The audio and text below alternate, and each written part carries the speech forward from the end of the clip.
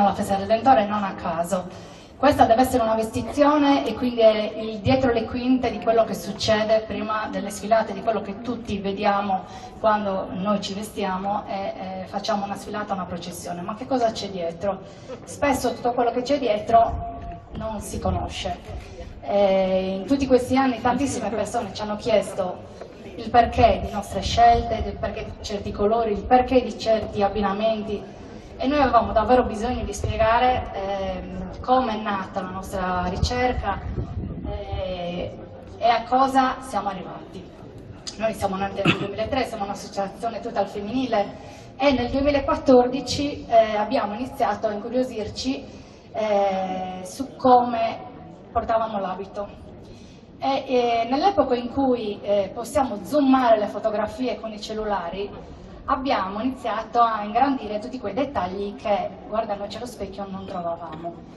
E quindi che cosa abbiamo fatto? Abbiamo deciso di rendere giustizia a tutte quelle donne che in quelle fotografie ci mettevano l'anima, era la loro vita quella, e perché noi non le rispecchiavamo, non le rappresentavamo degnamente. Quindi abbiamo deciso di intraprendere un percorso che è stato davvero molto lungo e a tratti davvero difficoltoso.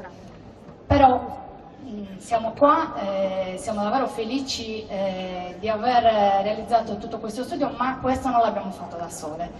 La prima porta che abbiamo bussato è questa, noi siamo venuti qua, io non vedo Franca Rosa, al quale le farei un grandissimo applauso, l'ho vista prima, al quale noi le dobbiamo davvero un grazie infinito perché a tutti i nostri punti interrogativi ha davvero dato delle risposte soddisfacenti e lei insieme a Marcello Ferreri, che stasera sarà la nostra voce, quindi spiegherà quello che noi indossiamo, il perché lo facciamo e come, ci hanno aiutato a mettere insieme dei pezzi di un puzzle che non poteva essere unico in un'epoca che andava dalla fine dell'Ottocento fino agli anni 40 e 900 con le ultime donne che allora hanno indossato gli abiti.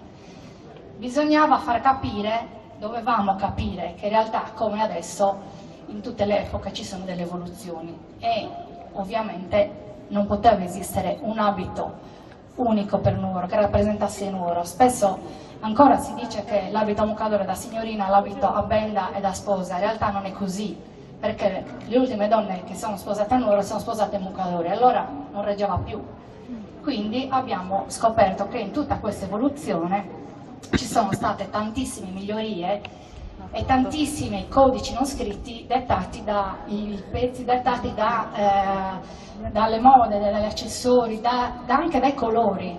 C'erano dei colori che rappresentavano uno stato luttuoso piuttosto che uno stato di festa o il giorno del matrimonio, quindi è giusto che noi rappresentiamo tutte quelle sfaccettature che rendono e caratterizzano la nostra comunità. Nuoro se lo merita, le donne nuoresi se lo meritano e dobbiamo ringraziare tutte quelle donne artigiane, così come per i gioielli, anche tutte quelle sarte che hanno davvero lavorato con grande fatica e grande pazienza per rendere queste donne davvero meravigliose.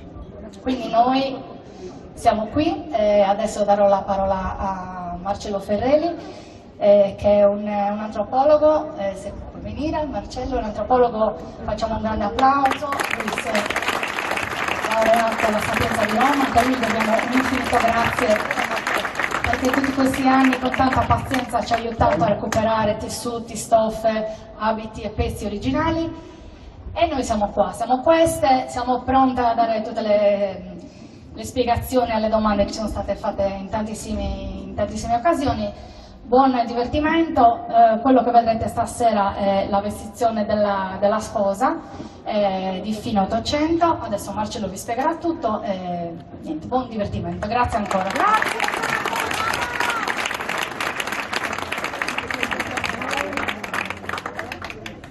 Scusate, mi stavo dimenticando una parte importantissima, perché non c'è festa senza musica. Quindi noi abbiamo deciso alla fine di ogni vestizione, non ho presentato gli altri ospiti, scusate, l'emozione fa che avevo anche la cartellina con tutto scritto e poi sono andata a braccio. Alla fine di ogni vestizione ci sarà ha un accompagnamento musicale, ogni paese un accompagnamento musicale della propria area di appartenenza, spiegata magistralmente da Marco Luzzu, etnomusicologo sardo di chiara fama, niente, quindi alla fine ci sarà anche due passi di ballo per ogni paese. Subito dopo Nuoro ci spostiamo al chiostro dove ci sarà Selar Giusse, non perdetevelo, torneremo qui per Ploaga e poi Orgosolo, ma mano a mano vi presenterò perché abbiamo scelto questi paesi. Grazie.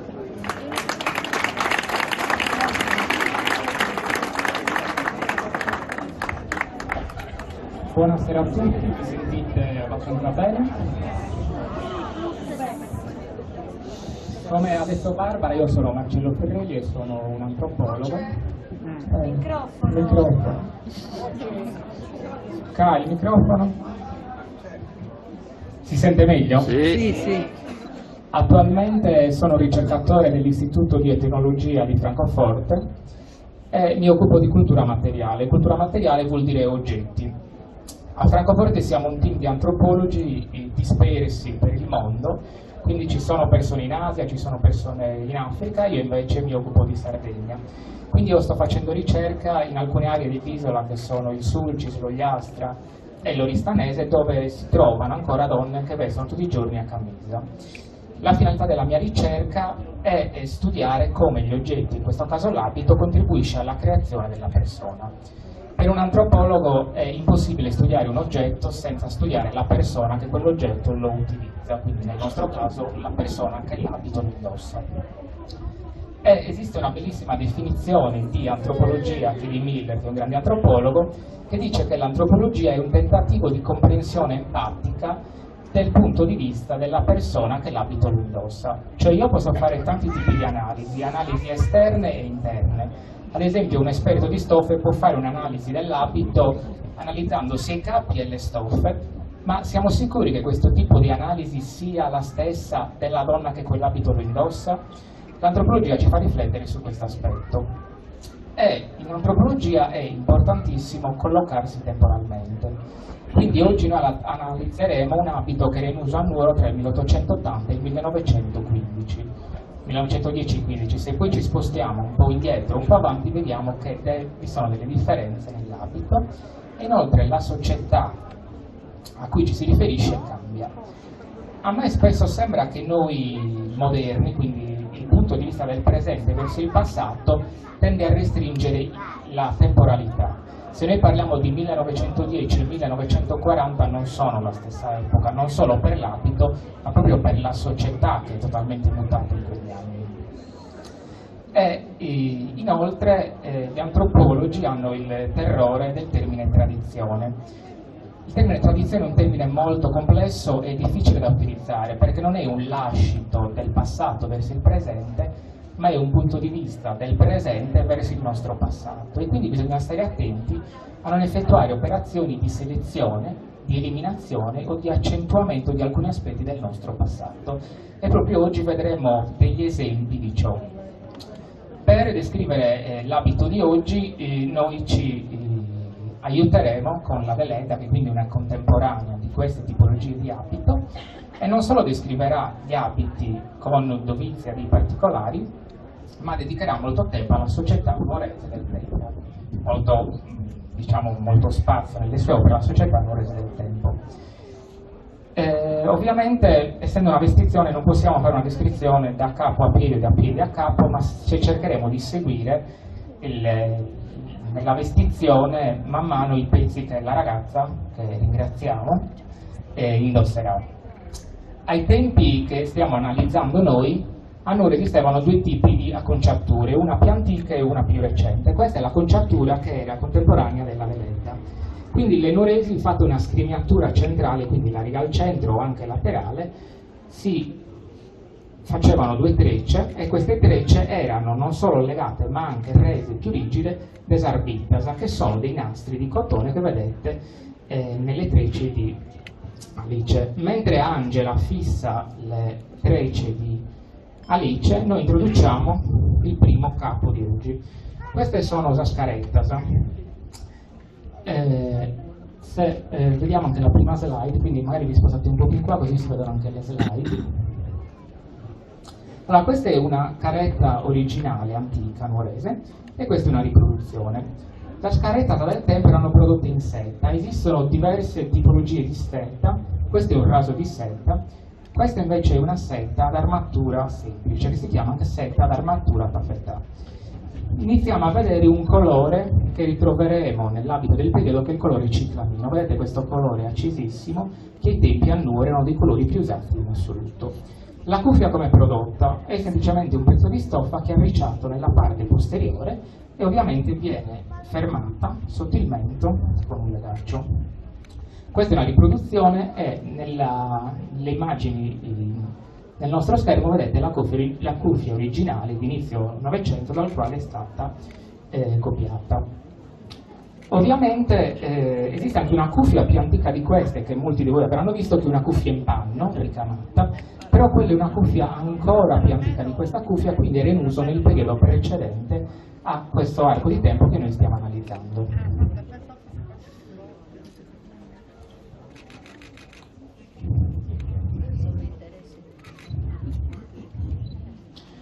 La cuffia è un capo che è necessario per mettere la benda, cioè la benda a Nuoro non può essere messa senza cuffia.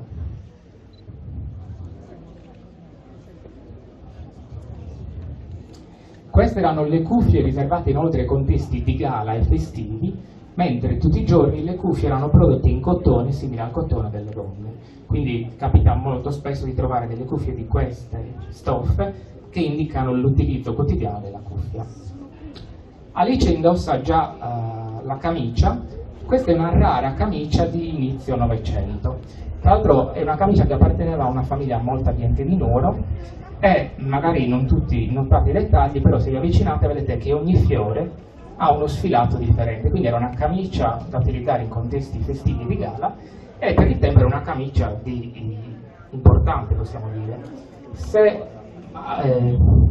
ora si avvicina, vediamo invece, questa è una camicia molto successiva, quindi vedete che la tipologia del ricamo man mano che va avanti il Novecento cresce in dimensione e inoltre questi che sono sorbentallebbioso, che sono questi archi prodotti appunto in aria, man mano che il Novecento va avanti diventano sempre di dimensione maggiore. In questa tipologia di abbigliamento che stiamo analizzando oggi, che è un abbigliamento che utilizzavano esclusivamente le donne maritate, cioè a Nuoro dopo le nozze, le donne sposavano con un abito simile a questo, cambiava qualche dettaglio il giorno delle nozze, ma a partire dal giorno le donne potevano maritate indossare questa tipologia di abbigliamento. In questa tipologia di abbigliamento il zippone viene indossato a diretto contatto con la camicia.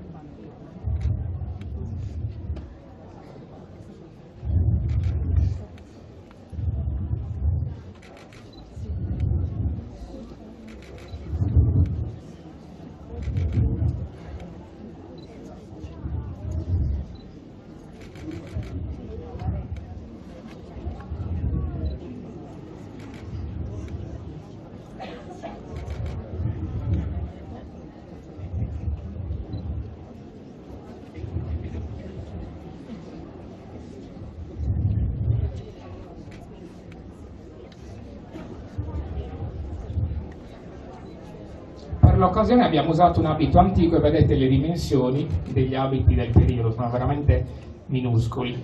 Alice ha 17 anni e vedete che l'abito sta a malapena Alice, figurate era una ragazza trentenne attuale, semmai potrebbe entrare in un abito del genere. No. Questo è un zippone nuorese degli anni 30-40. Per molti su zippone nuvoreso è questo, quindi è un zippone che ha un panno scurissimo ed ha un bordo in grosso di setta. Il termine grosso deriva dal francese, vuol dire grosso, ed è una setta cannellata, vuol dire che ha delle righine e su queste righine c'è una marezzatura, che sono queste onde che vedete, che in orese si chiamano sarmevasa. Ovviamente non è che esiste solo questa tipologia di zippone, questa è l'ultima evoluzione del zippone nuvoreso. Se noi torniamo indietro nel tempo, troviamo zipponi di tantissime colorazioni, sia di questo colore, guardate nella sedia un zippone di colore aranciato, un zippone che indossa Aurora, sempre girati, un zippone di un matrimonio e vedete che la colorazione dei zipponi differisce. Questo zippone che io ho in mano è interamente foderato in velluto di seta, potete notare il velluto di seta. Quando noi parliamo di velluti al giorno d'oggi sembra che tutti i velluti abbiano lo stesso valore e la stessa consistenza. In realtà esisteva una vera e propria gerarchia di velluti. Questo velluto scuro che vedete è un velluto di cotone, quindi un velluto molto opaco. Questo bordino che vedete è il velluto di seta. Notate la differenza di lucentezza del velluto di seta. Quindi cosa succedeva? Che chi poteva faceva il zippone, lo foderava interamente in velluto di seta, mentre il resto della popolazione, che quindi poteva permettersi solo il velluto di cotone, lo faceva in velluto di cotone e poi dei bordini di velluto di seta a emulare il velluto di cotone. Questo aspetto è importante perché queste stoffe c'è una differenza abissale di costo tra velluto di seta e velluto di cotone. Se oggi dovessimo fare un paragone parliamo da 40 euro del velluto di cotone agli 800 del velluto di seta, che non è neanche più in produzione. E inoltre in antico la popolazione era ben consapevole di questa differenza.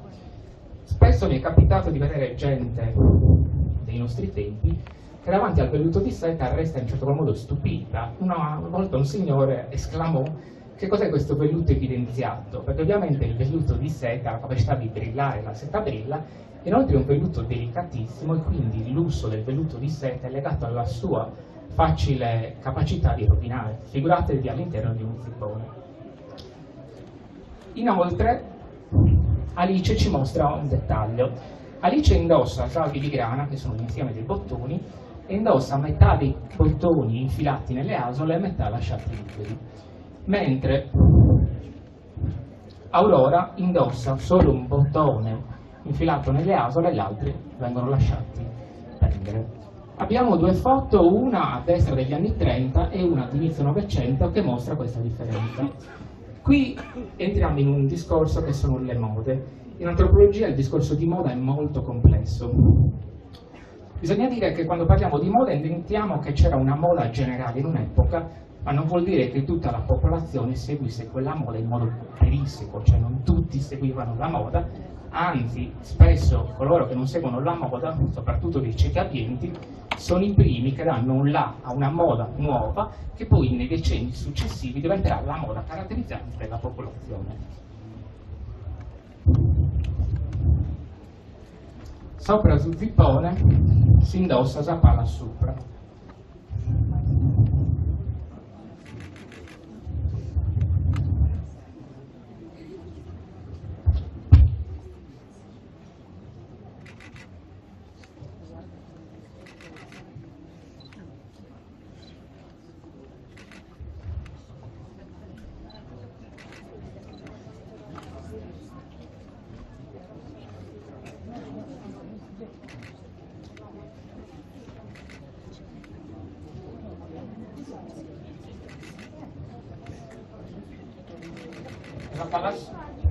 Zapala Supra ovviamente è un capo, secondo me è uno dei capi più complessi da cucire a Nuoro, e a Nuoro esistono tre tipologie di palasa.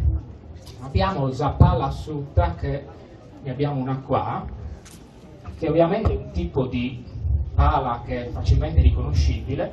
Il termine asciutta vuol dire che la donna le indossa sotto sul zippone, e è una struttura totalmente diversa, quindi è facilissimo riconoscerle. Però esiste un altro tipo di palasa, che sono Zaspalasa a manica de camisa, che è molto simile a Zapala Supra, vedete? In realtà sono due capi completamente diversi. Come dice la parola stessa, manica de camisa, abbiamo anche la foto, le donne le indossavano a diretto contatto con la camicia e spesso in contesti fuori di casa era coperta da zippone. Ci sono tante differenze tra Zapala manica de camisa e Zapala Supra, ma ciò che ci interessa è vedere come Zapala manica de camisa sia notevolmente meno alta di Zapala Supra, e soprattutto sul davanti si nota questa differenza. Vedete la differenza? E l'occhio moderno, soprattutto al giorno d'oggi, non è spesso in grado di riconoscere questi due capi, anche perché gli artigiani attuali spesso hanno fatto un mix tra le due tipologie. Quindi a me è capitato spesso che delle ragazzine che provassero una pala super antica esclamassero che il davanti era troppo alto, quando in realtà è proprio la tipologia di pala, così. Però l'occhio moderno, vedete, ha perso la capacità di riconoscere questa differenza.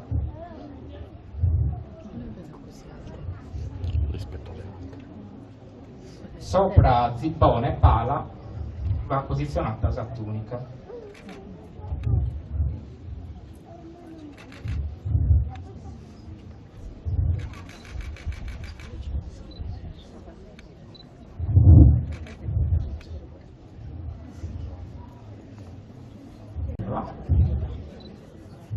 Guarda che sta sopra di me.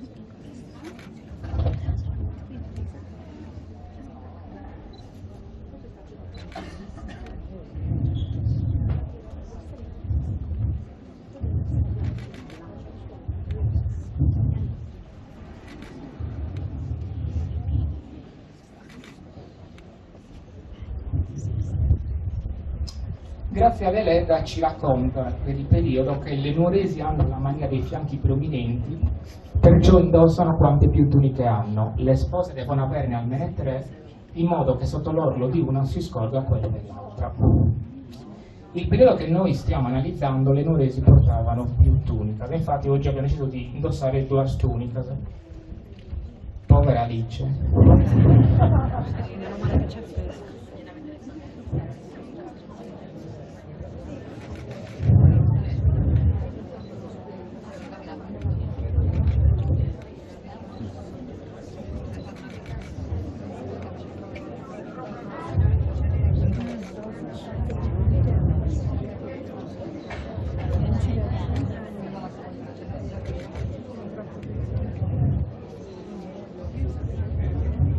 Se andiamo avanti con le slide vediamo delle foto antiche di donne che indossano la doppia tunica. Notate la foto sulla destra, la differenza di colore delle balze delle 2 tunicas. Una è molto più chiara e l'altra è molto più scura. La prima donna c'è anche la tunica che cade in cordose, quindi si vede proprio l'utilizzo della doppia donna. Se andiamo avanti vediamo che anche facendo un giro in cimitero, ad esempio, si può notare questo dettaglio. Le donne anziane ricordano che tra una tunica e l'altra in genere c'era una differenza di 2-3 dita, ma vedendo foto antiche la lunghezza delle tunicas varia. Ciò che è importante è che magari soffermandoci con un po' di attenzione su tante foto antiche si può notare come sotto la tunica si veda la seconda tunica. E Grazia Deledda ci dice che nel contesto del matrimonio le donne potevano essere anche di più.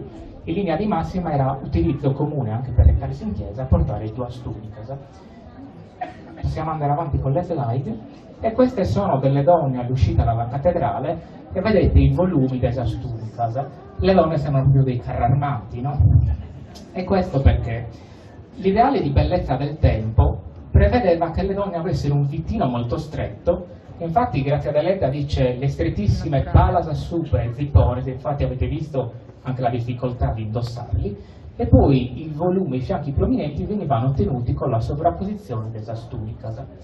Abbiamo altre 2 foto di donne che escono dalla cattedrale e poi abbiamo una foto che ci dà la possibilità di fare un confronto con una tunica più recente. Se si girano le 2 gonne possiamo notare la differenza.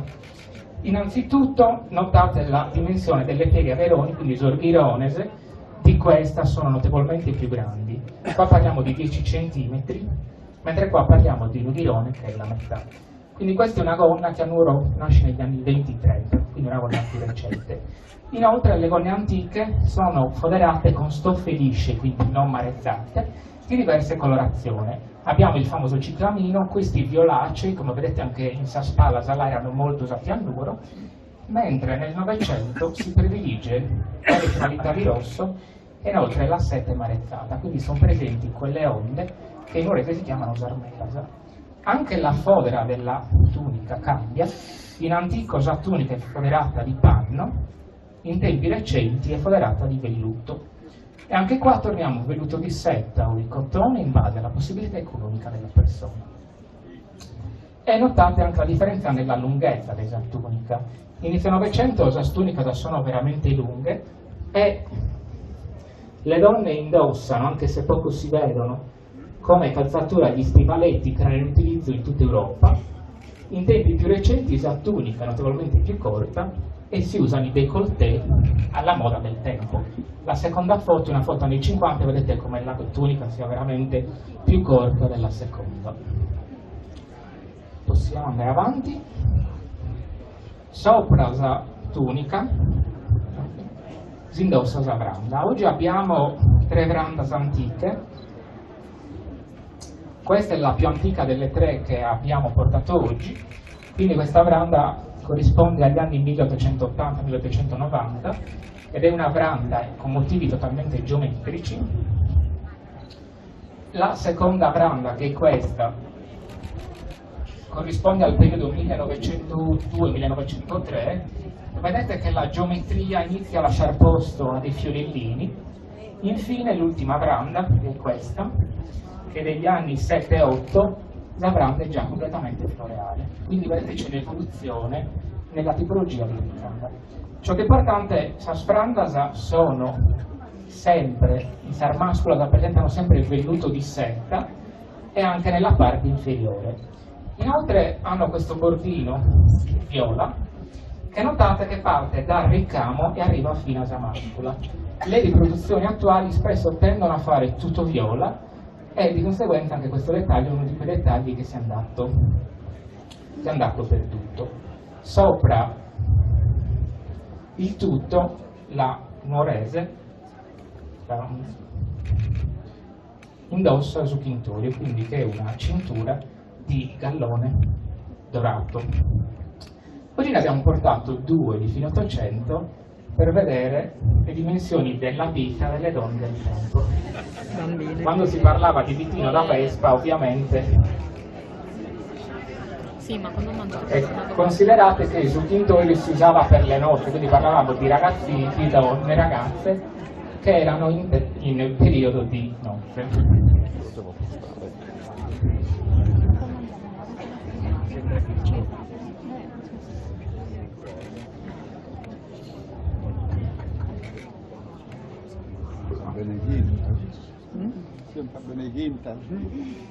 E adesso arriviamo al momento gioielli. Ovviamente quando si parla di gioielli bisogna pensare all'epoca a cui ci riferiamo. Abbiamo 2 descrizioni della Deledda, una proviene dalla Via del Male, quindi racconta il matrimonio di Maria Noina e racconta che le sorelle di Francesco, che è il marito di Maria Noina, che dovevano vestire Maria, non tardarono a giungere, e benché fossero vestite da sposa, con ricche tuniche pesanti e cinture e corsetti strettissimi e con le mani coperte di anelli, compirono il loro obbligo. Il secondo passaggio invece viene dalle tradizioni popolari di Grazia Deledda e ci racconta che le maritate si riempiono le dita di anelli, recano grossi bottoni d'oro al collo ed argento nelle maniche e hanno nel rosario grosse croci e medaglie d'oro costosissime. Quando parliamo di anelli, il periodo che stiamo analizzando, si utilizzava l'oro borbonico. L'oro borbonico, forse l'avete mai sentito nominare, era un oro che si produceva nel meridione, centro-meridione d'Italia. Borbonico perché? Perché richiama le dinastie dei Borboni che regnavano in tale area. È un oro che ha un costo molto più accessibile perché l'oro attuale è un oro 7,50, l'oro borbonico invece era un oro che era una lega di oro con un quantitativo elevato di altri metalli, tra cui il rame, quindi era un oro più accessibile e inoltre, non so se lo vedete, la lamina dell'oro è finissima, quindi era una tipologia di oro molto più economica ma anche molto appariscente. Quindi se noi andiamo avanti con le immagini vediamo le mani di 2 nuoresi. Questa signora da questa parte indossa ben 8 anelli e sono tutti in oro borbonico, la seconda è una sposa, indossa 3 anelli sempre in oro borbonico.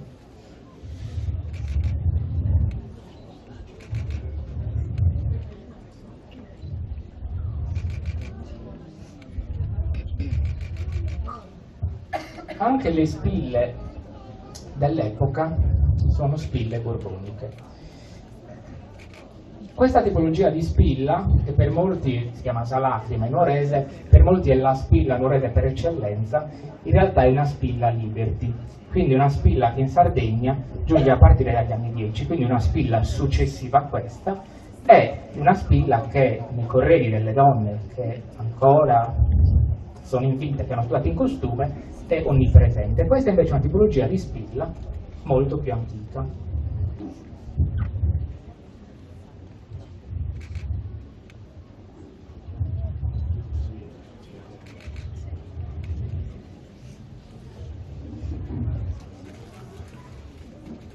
Gioielli invece di produzione locale erano Zorbuttonese e oggi abbiamo un raro esempio di bottoni ottocenteschi in oro.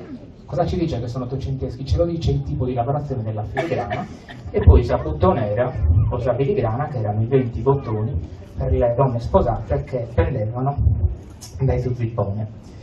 Se andiamo avanti arriviamo al momento benda.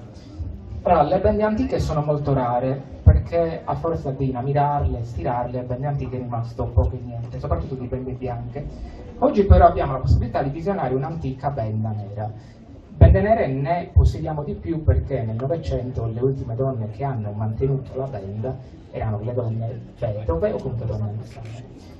Cosa notate? Notate che la benda è fatta da due pezzi di stoffa uniti. Vedete la cintura qui, due pezzi di stoffa, perché l'orlo della benda non si fa tutto in un verso. La benda si fa un tratto l'orlo in un verso e a partire da qua l'orlo si fa nel verso opposto, perché l'orlo segue il modo in cui la benda è posizionata sul capo della persona. Quindi la benda non abbiamo mai una parte della benda che ha l'orlo alla rovescia, anche perché non avrebbe senso di esistere. Adesso provvediamo a bendare Alice, ovviamente con una benda bianca visto che non andrà a sposare.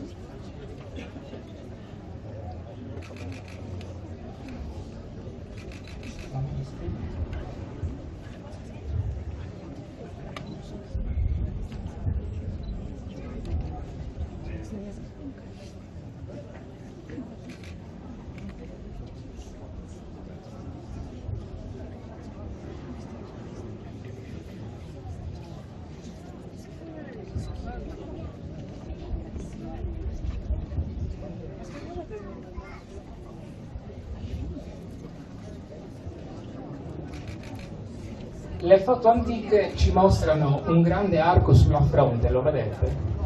Quest'arco era prodotto ovviamente tramite la necessità di inamidare la benda.